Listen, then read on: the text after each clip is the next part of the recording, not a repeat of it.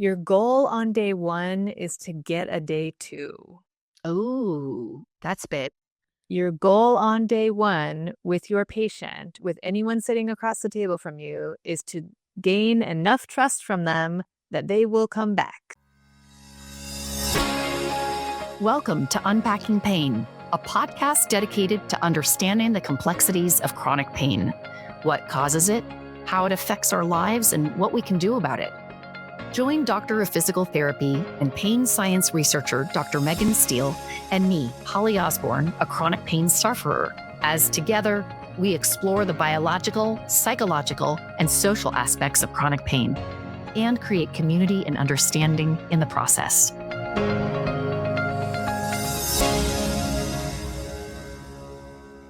In this episode, we discuss a personal experience involving violent assault, injury, and subsequent surgeries. Listener discretion is advised. If these topics are difficult for you, you may wish to skip this episode or listen when you feel supported. Today we're switching things up a little bit. I get to ask more of the questions today. So we're going to delve a little bit into Holly's pain journey.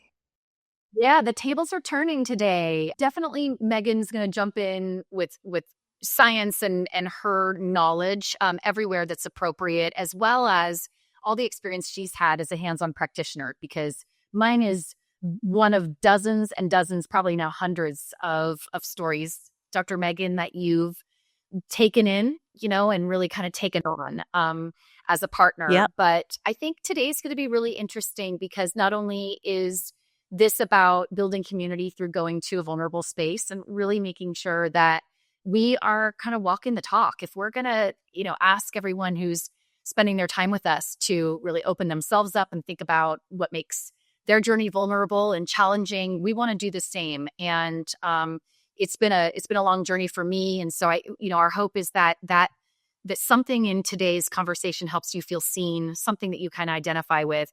But likewise, if you're a practitioner in the pain space, not everybody is really prepared to have the kind of conversations that Dr. Megan has with her patients. Not everybody really is trained or is comfortable in sort of unpacking, if you will, a patient's journey, and particularly the difficult, sticky parts around trauma. And so I would just say, take a listen to how Dr. Megan sort of handles this conversation today, because I think it might be instructional and very interesting on that level as well. Thanks for mentioning that, Holly. Yeah, because there are physical therapists that are trained in pain science, and it's not everyone. And so it's can be important to find the practitioner if you're somebody that's been suffering years and years of pain that has a little bit more knowledge than your average bear in how to manage and how to deal with persistent pain, because it is different than acute pain. And we don't yet have a specialty certification for persistent pain in physical therapy, but there are continuing education courses. I'm actually developing a course right now for physical therapists because we do tend to be very biased towards the musculoskeletal system. And really, when we're talking about persistent pain, we're not thinking about the musculoskeletal system. We're thinking about the nervous system and threat detection and some of those other things that we didn't get as much education on in physical therapy school. And I think it's, people ask me every day, how can I learn more about this? Where can I learn more about it? So finally, I just said, all right, I'll just make a course and we'll go through it together. But if I were to encounter Holly as a new patient in my practice, she were just coming in for the first time, I've never seen her before, the first question I always ask everyone is, what brings you in today? Wow, that's a big one. And what's interesting about that question, and I'm so curious to hear from our listeners. I hope you'll send us an email and let us know your thoughts and your feedback after this. Here's my little theory, the longer and more circuitous your pain journey has been, the harder it is to answer that question. I don't mean to imply that any injury or any any pain that shows up in the body is necessarily simple or uncomplicated. But there are degrees of that, certainly, depending on how the injury or pain got there in the first place, on how you've been supported in that pain and that experience, what kind of experiences you've had with doctors and practitioners before stepping into someone like Dr. Megan's office, and also how the pain has affected your life. So I think the way that I would have answered that question, Dr. Megan, 10 years ago, even 20 years ago, would be so different than how I would answer it today. And Absolutely. Absolutely. yeah, right. So you can see that sometimes. Do you ever notice that someone struggles in sort of how to package that up for you? Do they kind of take a minute and go, well, and they sort of wobble around it at first? Yes, absolutely. And early in my career and with students, you see people wanting to jump in, wanting to give direction, wanting to interrupt and help you and, throw you a lifeline of like, well, what hurts the most and where is it and da da da da. Over time, and as I've gotten more into the literature, I've realized, no, my job is to sit back and shut up because whatever the most important thing to you is what you're going to tell me about in this moment. And I'm going to get so much more information if I ask an open-ended question like I just did, as opposed to a closed-ended question that's like, where does it hurt? How much does it hurt? Better, worse, the same, those types of things. So almost all of my questioning is very open-ended, and then I shut the F Which up. is a skill unto itself for a lot of people. It's very difficult. Yes, that's one of the hardest parts of my job because you might have noticed I love to talk. Me True. What brings you in today? What's going on?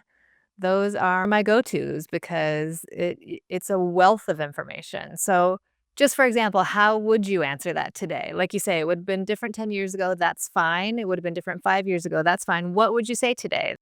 I think today I would say I'm having ongoing issues with my shoulder, Sure. and which is affecting other parts of my body, primarily my neck, my back, and my pretty much my whole right arm.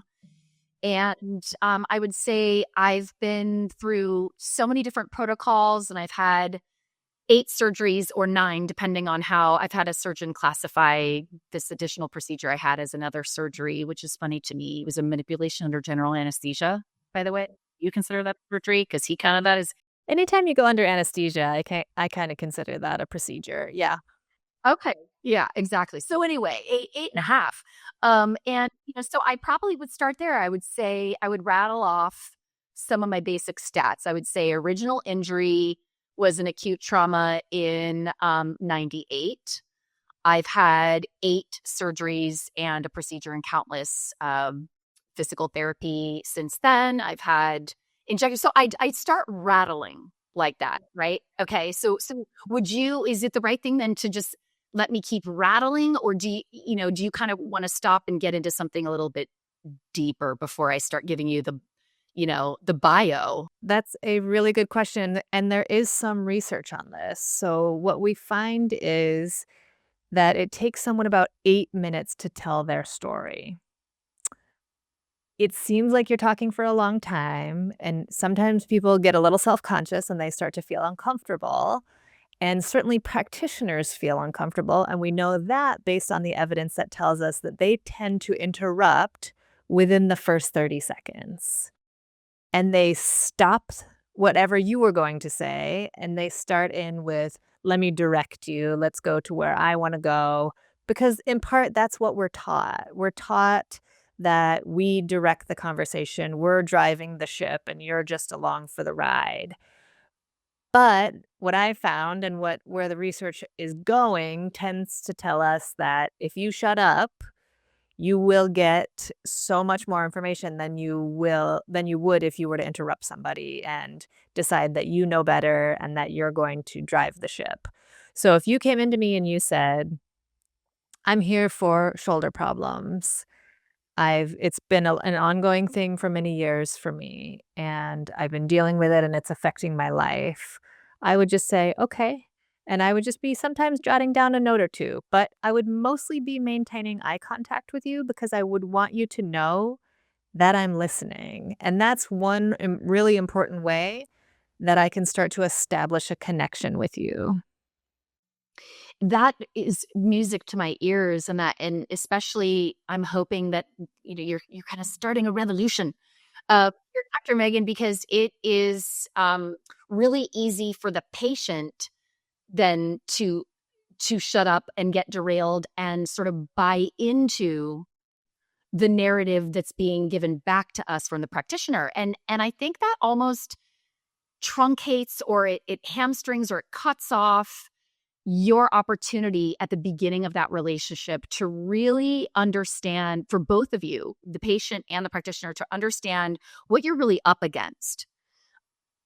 Because it's not, it is you've helped us understand through so many dimensions at this point, it's very rarely just a straightforward injury. That there's a heck of a lot else going on. There's a belief system.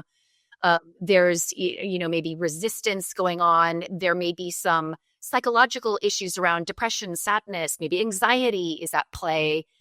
Those things are all going to be helpers or barriers along the recovery road. But if you've only, if the person stops me at, okay, great. So 8 surgeries and last one was, okay, great. So now, Holly, let's take a look at, your range of motion today. Right. And then we jump right into your objective exam.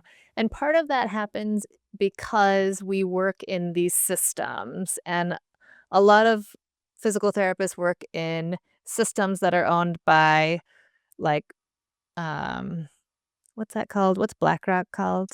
Oh, there's like a conglomerate of, they sort of all fall under an umbrella company. Right. Or they're owned by Like a private equity company. Or a private equity company. Exactly. So, you have a productivity standard to meet. You have a certain number of minutes that you're able to spend with your patient. So a lot of that is not dictated by the physical therapists themselves. And this is true across the medical profession. And that's very difficult for patients to understand when you hear things. You'll often hear them say things like, oh, my doctor spent 5 minutes with me. Right. And yes, that's because they have 15 minutes total. And then all day long, they have these 15-minute blocks of time that they don't get to decide. Yeah. So part of that is a systemic problem that we have a really hard time with that. And then because I know as a physical therapist, okay, if I have an hour to do this initial evaluation, which is a luxury in the industry at this point for an initial evaluation, I have 15 minutes for your subjective exam. I have 15 minutes for your objective exam. I need to do some treatment with you, whether that's manual exercise, neuro re-ed, whatever it is. I need to get you on a home program, and I need to get you scheduled and out the door within those 60 minutes, 55 minutes or something like that. Maybe I get 5 minutes to start on my chart. Right. Yeah. So a checklist. part of it is that. And the other part of it is we really want to show competence. We want to show expertise. We want you to know that we recognize what this is. I've seen this before. I'm the expert in the room. But really what the literature shows us is that if I jump to a conclusion and I tell you, oh, I know what this is within a few minutes, you actually have less trust in me. And you that's not what patients want, even though it sounds like, oh, I can show you that I'm the expert within the first 10 minutes. People don't tend to buy into that terribly well. It doesn't really help that therapeutic relationship terribly well. That makes sense. Well, yeah, go ahead. What were you saying? Especially with someone that has had a long history. That's what I was, bingo, or exactly. Great minds think alike. Yeah, I was like, maybe for a first timer who's just, kind of got a twisted ankle and they're in there, it's not going to, it doesn't need to be that deep. But yeah, and I started teaching this week at Mount St. Mary's, where I teach Doctor of Physical Therapy students. And the first thing I do before our pain science class together is ask them what are some of the challenges they've seen in the clinic, because at this point they're in their 3rd year, they've been out on their clinical rotations and they've struggled, And so I love this. I love catching them at this time because they're like, wait a minute, it's not all like the book. What the heck? And so we talk about the things that make people difficult, that make people with persistent pain challenging. And it can be very de-skilling as a practitioner, especially a new practitioner. So one of the students asked me, what do we do with those people who are like, I've done that before. I'm not going to do that again. Been there, done that kind of thing. And I said, we'll talk about it. A lot of bridges to cross. But yeah, one of the first things I said was, I see people very commonly after, they've seen 6 different practitioners or 9 or 12 or 15 or whatever it is. And I say, great, that's good news for me because we already know what didn't work. So I don't have to do that again. Right. Or which doesn't mean I'm not going to do that ever, but that's not going to be the place I start. Because if you're going to say, I've been through 6 rounds of this and you're telling me we're going to start at the same place again, either you didn't listen to me or you don't know what you're doing. Yeah, that's very intuitive. You're so right. And there's a lot of trust either established or not in that first session, right? I mean, I think that Absolutely. people don't necessarily know what the credentials mean walking into a physical therapy office, right? They see that the person, has the right to be there. They're a licensed practitioner, but beyond that, it's not like in business where we kind of jump on LinkedIn and we look and see, oh, okay, this person was at this company with this role. That means that they've run an engineering team. Okay, this person did so I think it's a bit of a leap of faith. And you're right that it can, for the certain patient, feel validating to immediately hear solutions or hear the game plan. But if this is your 3rd, 4th rodeo, that falls short, quite frankly. It's just not going to work. So yeah, I appreciate that. I have been lucky enough to have hour-long intake sessions and I still didn't feel like I was getting the right information out because I was either holding back or embarrassed. Or just, so it was like I would offer up something and then kind of not go all the way there in sharing. Yeah, and that's something I find in new grads as well is they'll ask the first question, but they won't ask the follow-up question. Yes. So after you rattled off your whole history to me, which I don't think it's rattling off, I think it's like a data gold mine of information. Right. So after you told me all your history of your surgeries and all of that, I would say, okay, so what happened however many years ago when this all began? And you're asking me for real? If you're open to it. Okay, I didn't know if you were giving an example of what comes next. The original injury was a traumatic posterior dislocation. I was defending myself in an assault. And I brought my arm around in a move that I think we were taught in the 6th grade or something about bringing your arm around and trying to clap an assailant's ear with your open palm because it could stun the heck out of someone. And I had the whole kind of scenario of what happened to me, as is the case with a lot of traumatic situations, it's slightly blurry. I can't sort of piece it back together exactly frame for frame, but I had the ability to sort of rotate back and bring my arm around and try to essentially kind of stun or, clap the side of this person's head or ear as best I could. And this person was prepared and was ready and eager to fight back and essentially met my force with his force and brought the weight of his body, which was twice the size of mine, all the way to bear in essentially wrenching my arm backward as hard as he possibly could. And that created what you see in basketball sometimes when someone goes up for a dunk, like a running, dunk, and they're in the air, and an opposing player actually, with all the force of their body and all their velocity, meets that arm and they collapse. And on the athlete with the ball who's trying to dunk, they can actually end up with a posterior dislocation. Megan, can you let our listeners know the difference between an anterior and a posterior dislocation and why a posterior is so gnarly? Yes, absolutely. So anterior dislocation, I like to joke about, depending on the person, it can happen if you are cleaning your bottom in the bathroom. Not really, but yeah, anterior dislocation by far the most common. It's very, very common. Usually it'll happen with a fall on an outstretched arm. You fall behind you. You don't have a lot of musculature in the front of your shoulder. And so very, very commonly you will dislocate anteriorly. A posterior dislocation is very rare, in part because you have your rotator cuff muscles back there. And so you have your shoulder blade as well, your scapula. So it's quite a rare occurrence, and it takes a tremendous amount of force to dislocate posteriorly. Thank you for explaining that. And I'll pause for a moment to offer this for whatever it's worth. For a lot of years, I blamed myself entirely for the situation that occurred to me. And I thought, well, if I were smarter, I wouldn't have been in that situation. If I were smarter, I would have had someone with me. If I were smarter, I wouldn't have fought back. Wow. It was my fault. And that's part of the reason that I wasn't really sharing about this.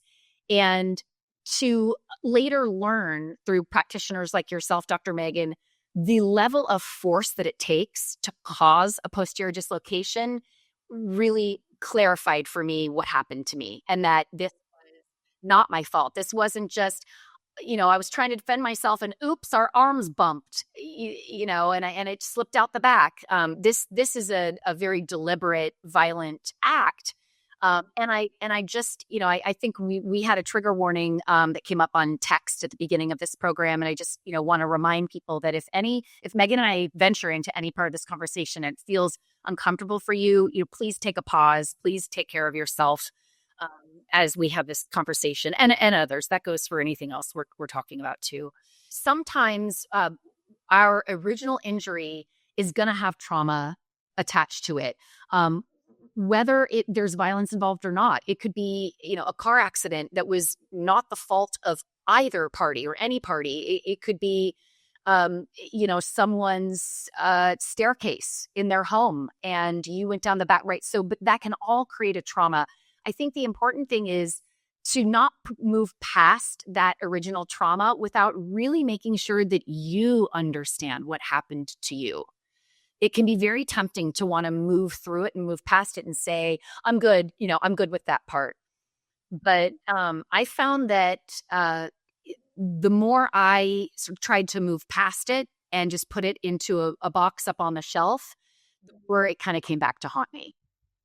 Yeah, absolutely. And thank you so much for sharing your story in this moment. I mean, I think we should just take a moment and recognize how hard that is and how brave you are for doing that. I mean, that is not an insignificant thing to talk about, to be open about, and especially some of the judgment that you are placing on yourself for what happened to you.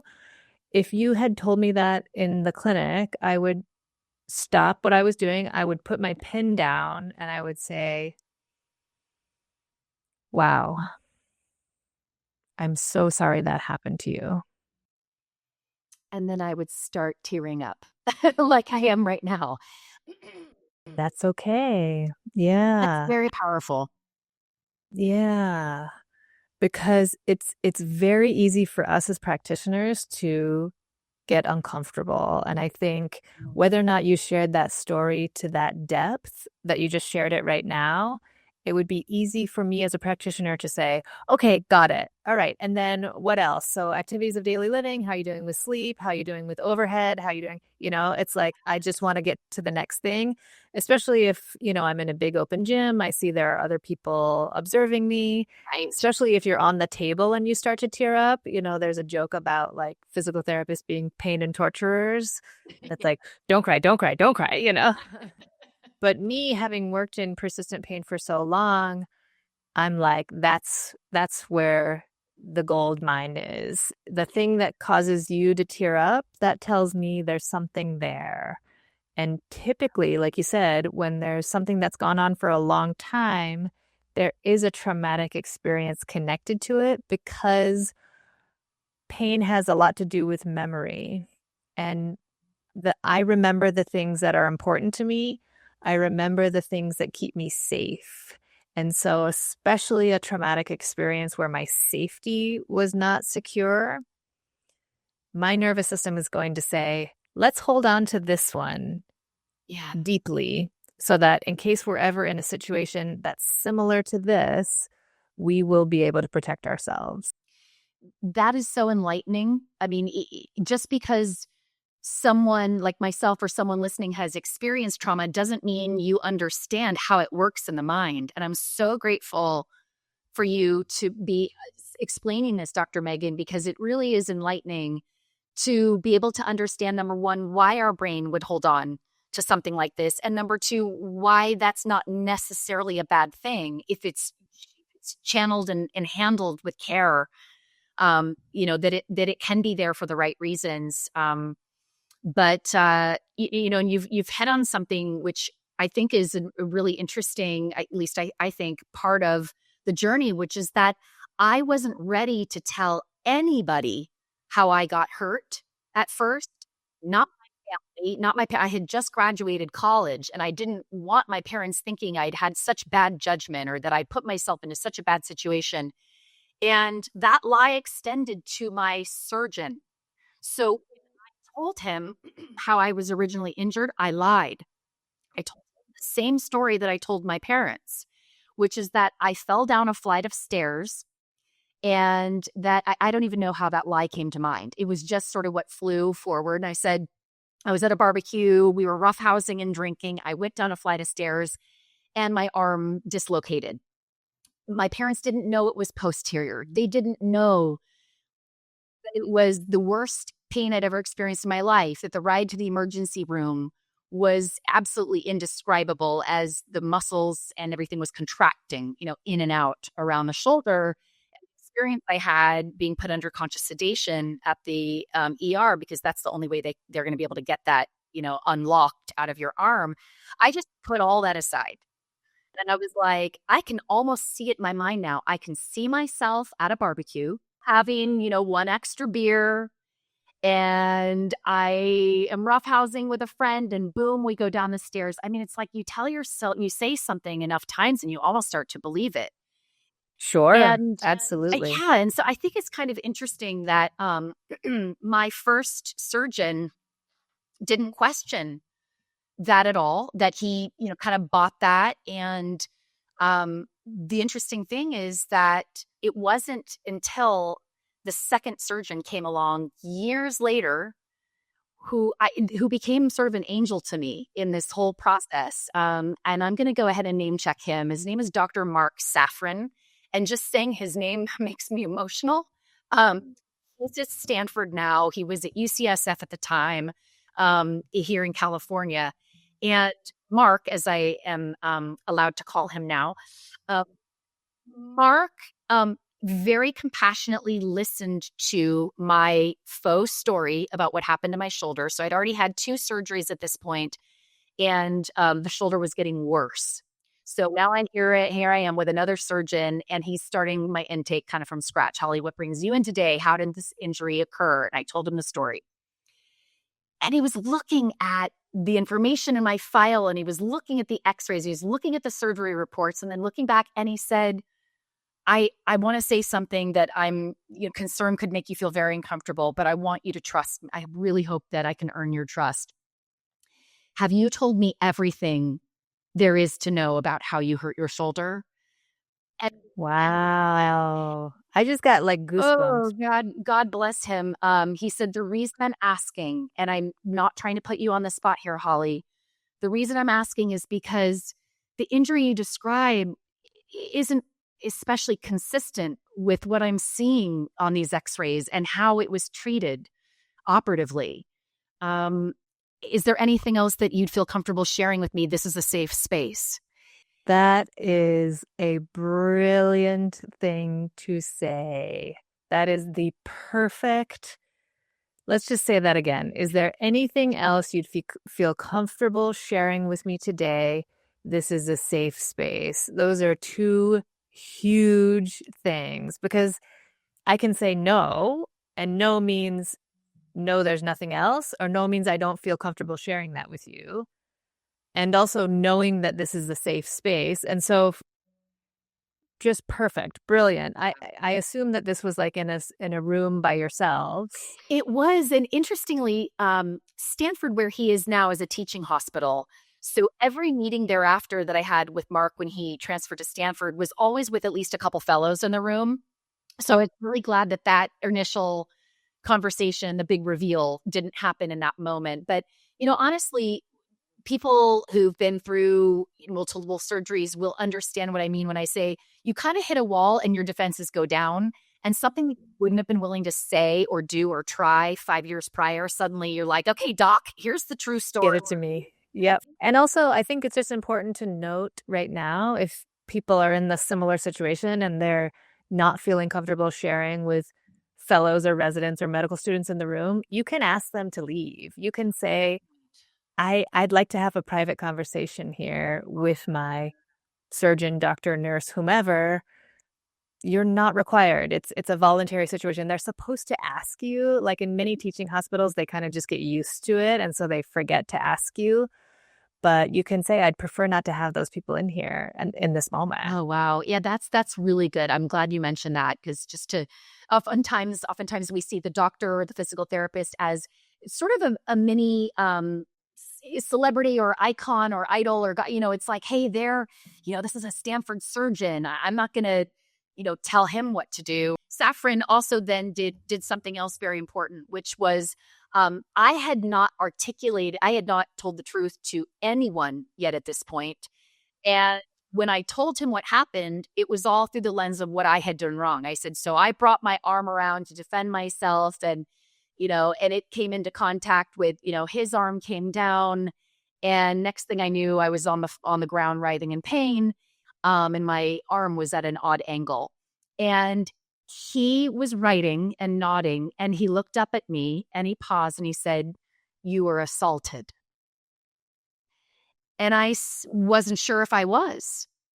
Whoa. Yeah, to name it. Assaulted. But how was I assaulted when I tried to fight back? And he said, "You are," at the time I was 108 pounds. He said, "You're a 108-pound woman who suffered a posterior dislocation. I can tell you right now, based on what we're talking about, you were assaulted." And but he didn't go too far with it. He wasn't there to lecture me or listen to like me. It wasn't about that. It was truly, he was making eye contact. There was compassion in his face, and he was there to see me and validate me. And that was powerful. Yes. There's so much power in that. I say to my students, like I say, we have these short blocks of time and we're just trying to get it all in, and we're trying to make sure we write it all down. And your goal on day 1 is to get a day 2. Oh, that's big. Your goal on day 1 with your patient, with anyone sitting across the table from you, is to gain enough trust from them that they will come back, right? Wow, that's amazing. Yeah, I didn't think about that. When you think about how hard it is to go to physical therapy, tell your story, start all over again, the whole thing, I want you to know that this is a safe enough space, that I believe you, that I understand you. I would love for you to come back. I may not get it figured out in this session, and it's very unlikely that I will, because this has been going on for so long and there are probably a lot of different pieces to this puzzle. But I would love to work with you. I'd love to be on this journey with you and see if I can help you. That is something that I think is so important and disarming for the patient who's coming in, to know that this is a partnership. Actually, the way you're putting that, Dr. Megan, really makes it sound like we're in something together here now.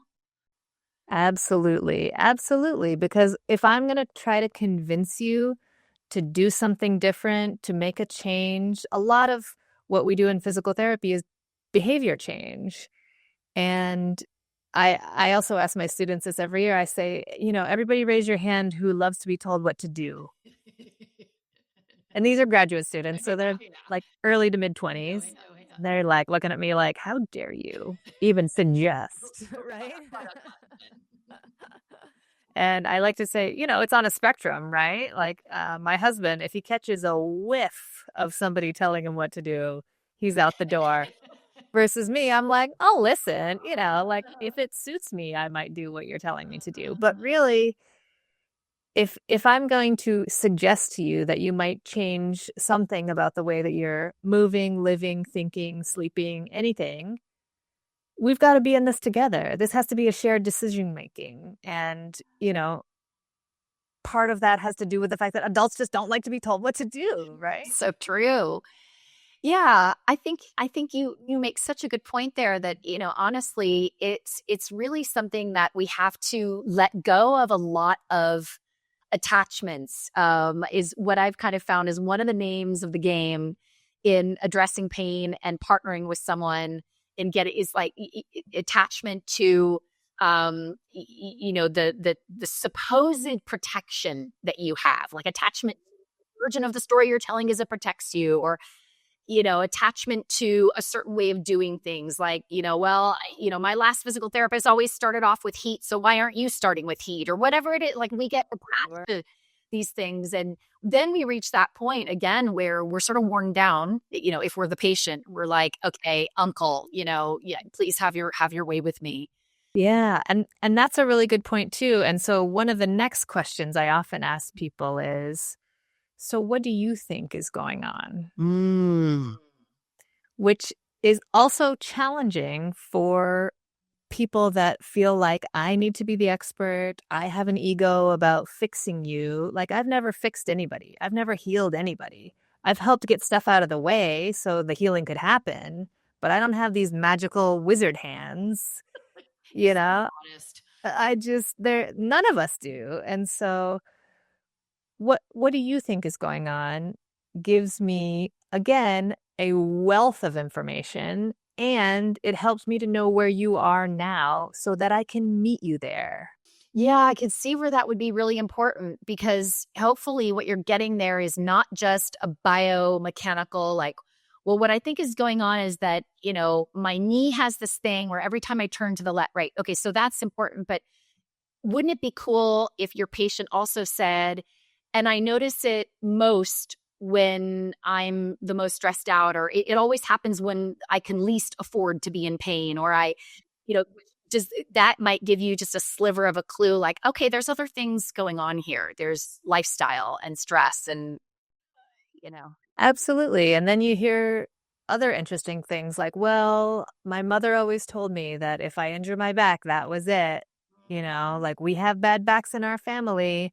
And once you go down that road, you don't come back, and it's all downhill from here. And Yeah. so you really get to start to understand some of the belief systems around pain. Ooh. And some people feel like there's a certain level of suffering that they need to endure, especially if it was a traumatic injury, or they feel some level of guilt about it, or some shame, or embarrassment. And you just get so much more information if somebody says, or if you ask, what do you think is going on here? What do you think is contributing? You might hear things like you say, like, well, I notice it so much when I'm stressed. I only have this at work. Yeah. When I have time off with my kids, I don't have it.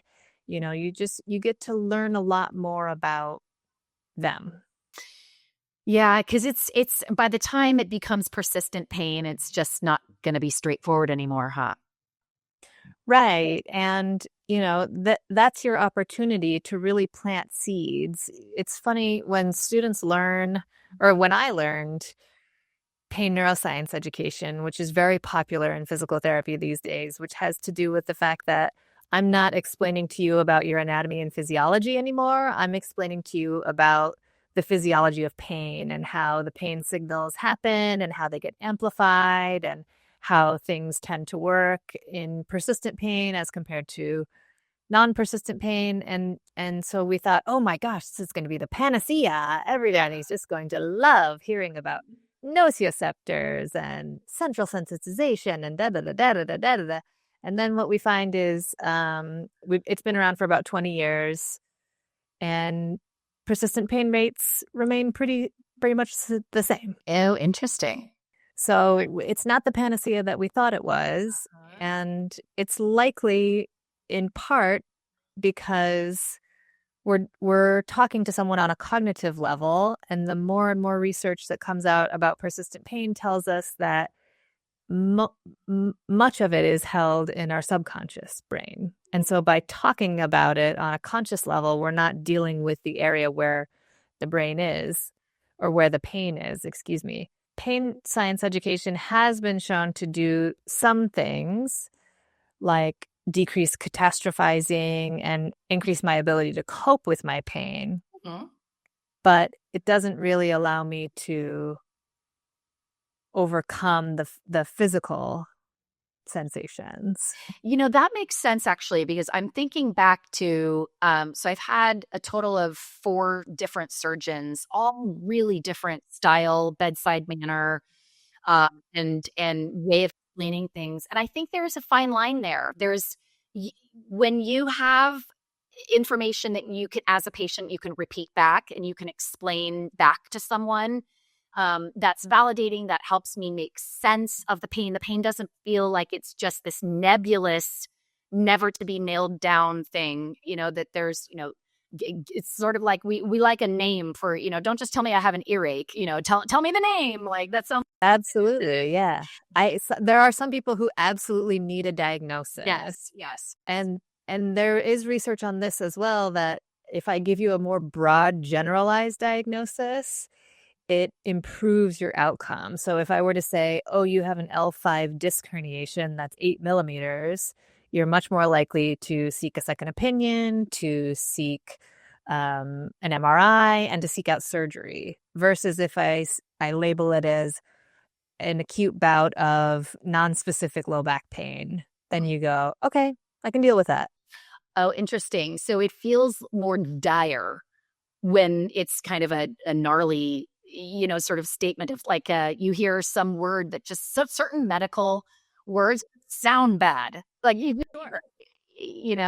Sure, herniation, degeneration. Absolutely. All of those things bring to mind absolute terror for some people. Right. Yeah. Yeah. I can totally see that. And I think the thing is that it is a journey. Not everybody is going to be able to speak their full truth. Even when you meet a Dr. Megan or a Dr. Mark Safran, you, as Megan mentioned earlier, you may not be fully ready. You might say, no, I can't expand on that. And that is absolutely fine. That is so okay. I think the important thing is to not shove things down, right? To let them come up for you and be gentle with yourself and allow for the opportunity at some point for your truth and your story, to be shared. Here's the thing is that, we're going to chip away at our trauma bit by bit, right? It's not going to come out like, a dirty penny that you find in the water and then you clean it and polish it up and wow, look at that now. And I'm just ready to go spend this. I'll just drop that into the next coin op machine. That penny just continues to kind of lie at the bottom of your drawer and collect dust and get scratched. And it's there. It doesn't go away. It's kind of like the tag, Megan, that you said, when like, is that interoception or something where you're aware of something? The tag is on the back of your shirt, but the tag in the back of your shirt. Yeah. And sometimes I talk about it like if you've swept it under the rug and then it's just like a lump under the rug, and every time you kind of like trip over it a little bit, you trip over it a little bit. And then typically, it gets a little bit bigger because you're sweeping more stuff under it, a little bit bigger. And then all of a sudden you're tripping over it and then you go down. Yeah. Right. And sometimes that happens. And sometimes it just like catches you every time, catch a toe on it, that kind of thing. I'll tell you a story about somebody that I saw. We'll call her Callie. Mm-hmm. So she came to me and she's been having persistent pain. And she's one of those people that, you get that outline of the body when you go to physical therapy. She sort of circled all the parts of the body. As in everything hurts. Stem to stern. Yep. Oh boy. And so I said, okay, great. Let's delve in here. I did the same thing I did with you. What's going on? Don't know. It's been going on for 100 years now. She's 47 years old, still goes to work every day, but is just in excruciating pain all the time. And I said, when did this start? Don't really remember. I've always had it, have 3 kids, all of that, okay, totally fine. Yeah. And then because I consider myself an integrative physical therapist, I talk about tell me about your diet, tell me about your sleep habits. Oh, I don't sleep very well. I live in a very chaotic house and all of my food comes through a window. Okay. I said, like a drive-through window? And she said, yes. And I said, okay, is it, difficulty making meals, stress, timing? Why is it that all your food comes through a window? And she said, I'm not allowed in my kitchen. Oh. And I said, okay, why is that? And she said, it's just how my house runs. I'm not allowed in my kitchen right now. It's just how it is at my house. Curious. Okay. Okay. I could tell by her body language, the way that she was talking, she just really was not interested to delve deeper there with me on this day. And so we did a traditional physical therapy evaluation and treatment, and then treatment plan. We talked about, could she make better choices at those windows when she's at windows? And we talked about the windows she goes to the most and what other options might be there. And just talked about, the fact that there are some foods that increase inflammation in your body, which tends to increase pain, and there are foods that decrease inflammation in your body, decreases pain. Sure. Again, my goal is to get a day 2. Right. I'm not trying to get to the bottom of it on day 1. I'm not trying to unpack everything on day 1. I want to give you a couple of things that you can try. I'm going to see you in a week. We'll see how it goes. And over time, eventually her story did come out, and she had a similar trauma to what you had while she was pregnant with her first child. And, it ultimately, we got there, and that was contributing to a lot of her pelvic pain that was then affecting the way that she moved and up and down the chain and all of that. But I didn't get that on day 1, and I didn't need that on day 1. She had to establish a level of trust with me. And she had to say, okay, I'm safe enough with this person. There are certain people also that probably like your surgeon, when you recognize, okay, there's more pieces to this, that person needs a private room. We're going to be in a private room every time. The door is going to be open. Okay. Unless they tell me otherwise. Right. So that they feel comfortable, but they're not in the big open gym with everybody shouting and laughing and dropping weights and things like that. Right. Yeah. So that's kind of how I would approach somebody like Callie, is to say, great. Thank you for telling me. Thank you for telling me where you are. I'm happy to meet you there. And then we can go on a journey together if you choose. If you choose not to, we can do what I know to do as a traditional physical therapist. I'll say, we've got these stretches, we've got this manual work that I'll do with you, I've got some exercises I want to give to you. And then once we hit a plateau, I might say, there are some other things that we can talk about if you're open to it. Yeah. And if you're not, you're not. Yeah. Okay. This is really a hopeful conversation, because I think it's opening up a new, what do I want to say? This is, funnily enough, not in our toolkit right now. This is not in the average, the exchange of information between a sufferer and a practitioner doesn't always go like this. And so this is a really powerful, kind of, for me, very hopeful conversation, because it's widening the aperture, right? We're kind of widening our view out a little bit to say, we've got to make room for this. And both parties have to come to the table. Absolutely. And by the way, if you are with a practitioner who can't go there, won't go there, I promise you they're not the only practitioner in your insurance company's playbook. Take the time. And the other thing that I think is really interesting that you're pointing out, Dr. Megan, is that just because you're not ready to talk about what's difficult today doesn't mean you won't be ready 6 months from now or 6 weeks or whatever it takes, right? A moving, this is a moving journey. And there are going to be points along the trajectory where you are less okay with your trauma, and other times where life is just clicking along and it's not bothering you that much. And I'll give you a little example, which is about every surgery that I was having was to try to kind of fix and tinker with this, basically broken down car. It was like I needed a shoulder replacement, but was too young to get one. Surgeons weren't willing to completely do that on a 20 something at the time. And so that's why I had so many subsequent surgeries. And it was, like having a car that really needs to be replaced. We need to junk this car, but I don't have the money for that right now. And so I'm just going to replace the tires. I'm going to put in a new transmission. I'm going to put on new wiper blades and just hope I can get this thing over the line until I've got enough money to buy a new car. So it was like that. We were trying to buy time with my shoulder. And all of these sort of surgeries that I was having along the way to kind of like, try to put Humpty Dumpty back together before it was time to have it replaced was actually just really kind of causing more frustration and more pain and more difficulty. And I was moving around the world. I was in London for a while, and then I was in New York for a while. So I couldn't even stay with one surgeon. I reached a point where pain started ratcheting up again. It was like I had come off of my last surgery a couple years prior. Pain was ticking up again. It was affecting work for me. I was in excruciating pain all day in front of my laptop. And I was referred to a surgeon who I'm not even going to bother saying who it is at the time. He's still practicing.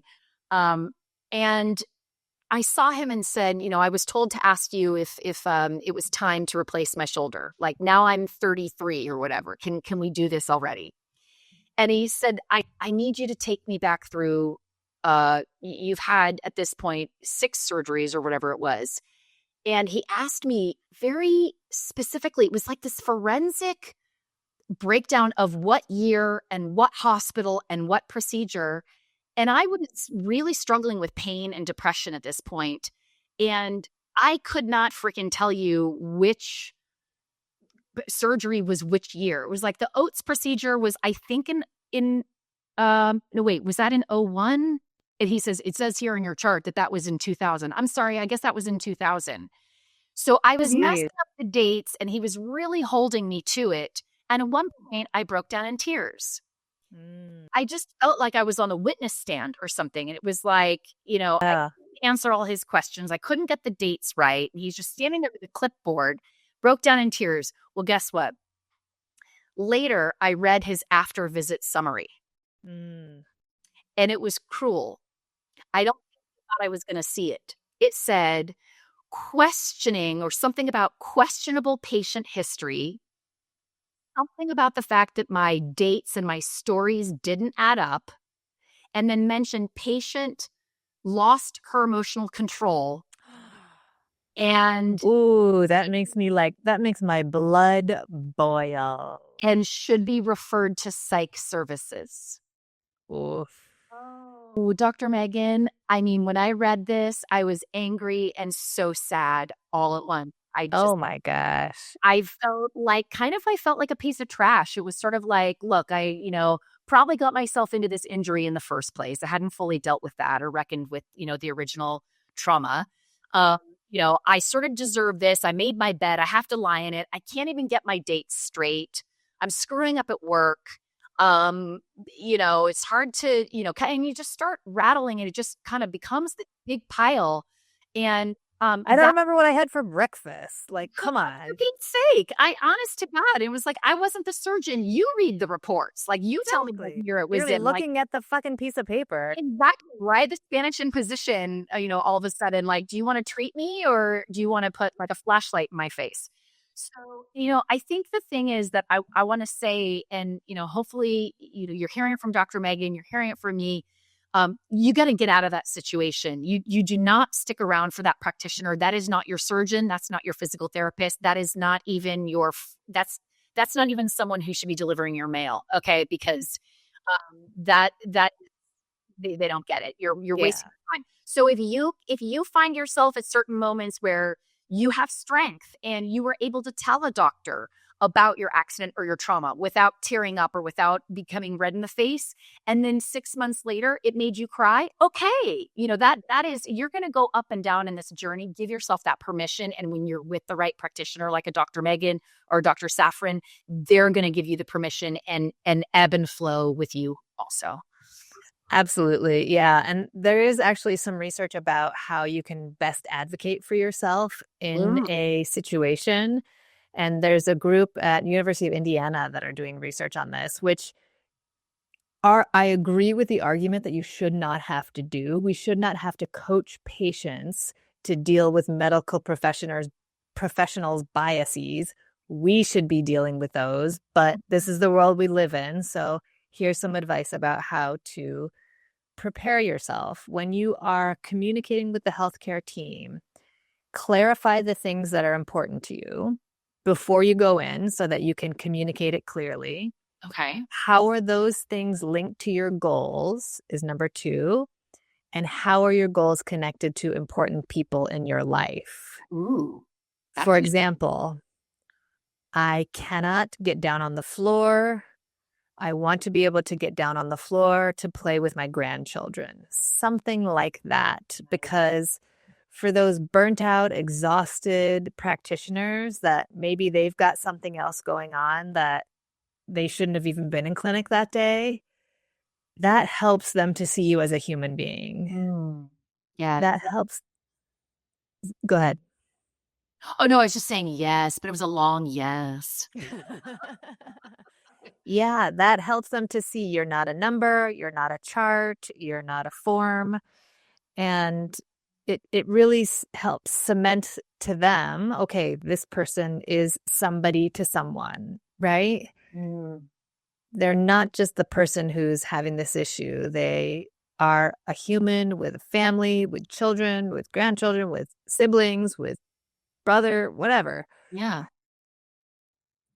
And sometimes that's what we need to shake us out of our, like, oh my gosh, this is what I do every day, but not everybody does this or is exposed to this or has ever seen this before. And I will admit to you that I'm not perfect and I've not always been that practitioner. I used to not allow people to say 10 out of 10 pain.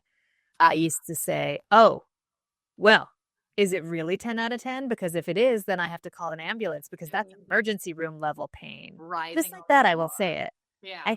I think about that and it's so cringe. I'm so embarrassed. Like I want to call all those people and just be like, I'm so sorry I ever said that to you. What an asshole. Oh, no. What I would like to go back and say is, wow, if you're telling me 10 out of 10 pain, I'm hearing from you that probably people have dismissed your pain in the past. And so you need to really let me know that this is real and significant what you're going through. God bless you, Dr. Megan. Yes. Oh my gosh. That's huge. I mean, how compassionate that is, that you can take that number, which, truly is an exaggeration, or they would be writhing on the floor, unable to get the words out, right? You'd be calling 911, it's 10 out of 10 pain. And yet, you can take that and see around that, like kind of around the bend, like you can kind of see around that corner to know that that's about emphasizing, like, see me, please, like, know that, and that it's 10 out of 10 affecting me. It's 10 out of 10 hard for me. Yes. Yeah. I had a student actually last week say to me, yeah, I had this ankle injury and it wasn't major. It was like 3 out of 10 pain, but it was like 7 out of 10 affecting my world. Ooh, drop that mic on that. That's what I said. I was like, I'm going to start asking that question. Oh, wow. So how is it affecting your life? How is it affecting your world? Yes, you're telling me a number, which is just some dumb arbitrary way that we've learned to, or we decided we're going to quantify an unquantifiable thing. Right. So that we can measure change. But yeah, really pain is not something that you can just put on a 0 to 10 scale and say, this is what it is. And that tells you almost nothing. That's so true. And I've actually heard one interesting, when people who are chronic migraine sufferers, when they draw themselves having a migraine, that's so interesting because that also tells you the flavor of pain they were having. Like, was it, and sometimes I liken my pain to like music or sound. Like, it's very high pitched and very sharp and staccato today. It's like, or other times the pain feels low and dull, like, those drums in an orchestra that have the fuzzy, the drumsticks are, I think it's like boom, boom, boom, boom. Yeah. Yeah. And it's like a lower, slower throb. And, depending on you and your makeup and where you are in your life, you're going to deal with the high pitch differently than the days you feel the boom, boom, boom. And sometimes that's also helpful to say too, what flavor is your pain today? What color is your pain today? Is your head in a vice, or is your head underneath the hoof of a horse? Or a dagger through it? Like, all of those explain pain differently. And so we got to do our part too, right? And, help dimensionalize that. Absolutely. I mean, I used to work in an area of LA that had a large Korean population, and they would use the word sour a lot to describe their pain. Okay. Yeah. And so, like, there are so many ways to describe pain. And, just because I don't understand sour pain, I can kind of imagine it. Like, I imagine myself puckering around like a sour, like it's sort of sharp. But I asked people to use more words, and we had translators there. It was a great place for a little while. Can you describe that more for me? Like, how is that? Like, what else? What other words could you use and describe? Eventually we got there, but like, oh, that's really, we're really trying to put into words and to put into numbers experiences that are so different for all of us and so impactful and so important. And I think, just like you were saying, Holly, like, sometimes you're not ready for that, and that's okay. But when you are and you find the right practitioner, it makes all the difference. It's really everything, because there's a block there that is not going to move itself, right? And like Megan said, if you're not ready, that's okay. But this isn't really optional if you're going through cycles, right? If you're ending up back where you started, if you're on surgery number 5 or whatever the deal is, if this is recurring in your life, why not open yourself up to a different conversation? I promise you, it's not going to hurt any worse than your pain on its worst day. Yeah, my opinion on that is, if you're continuing to have recurrences, it may be that you've been doing more symptom management than addressing the root cause of the issue. So if I'm just managing the symptoms, then I'm not really truly getting down to what the root cause is. Yeah, I think root cause, and let's be brave enough to go there. And please trust that when you do get to that moment where you're willing to talk about it, there is so much that opens up for you at that moment, right? When you're with the right practitioner, like Dr. Megan or Dr. Saffron. And then also, I think we'll probably have a future episode where we can talk about what does it actually mean to heal from trauma, right? So people say, am I just supposed to like tell my story and then I'm good? Like, do if I just like cry and have like a Goodwill Hunting moment with Robin Williams, like then then it's over. Yeah. Right. And, and the truth is that it's going to be different for everybody, and that there are many roads in and out of trauma and difficult kind of memory suppression. I'll say that something that had a huge impact on my life was this book, Louise Hay, You Can Heal Your Life. I've used all other kinds of, techniques, from EMDR to even, medicinal mushrooms under the care of a doctor, so there's a lot of ways to come at this. Don't think that it's just that that you're going to be sitting on a shrink's couch and doing talk therapy, which for some is powerful and very, very wise investment in yourself. For other people, that isn't going to work. And please just know there are a lot of roads to take, and some of them are incredibly rewarding and will surprise the heck out of you. Yes, absolutely. And I do want to give the disclaimer that as a physical therapist who does treat mind body, that I'm not a psychologist or a psychiatrist. And when things are big and heavy and traumatic and there's a lot of unpacking happening, I will not go there with somebody unless there is a mental health professional on board. Smart. I can't send somebody out after opening things up, like you say, and they have the big release, cry, and then say, all right, well, see you next week. Yeah. That's so true. In fact, it was Dr. Safran who then referred me into therapy after that big day, when he was like, actually, what happened to you was this, and it's called this. And he made sure I did not leave his office before his assistant printed out other Stanford, psychiatrists, Right. I could go talk to. So you're right.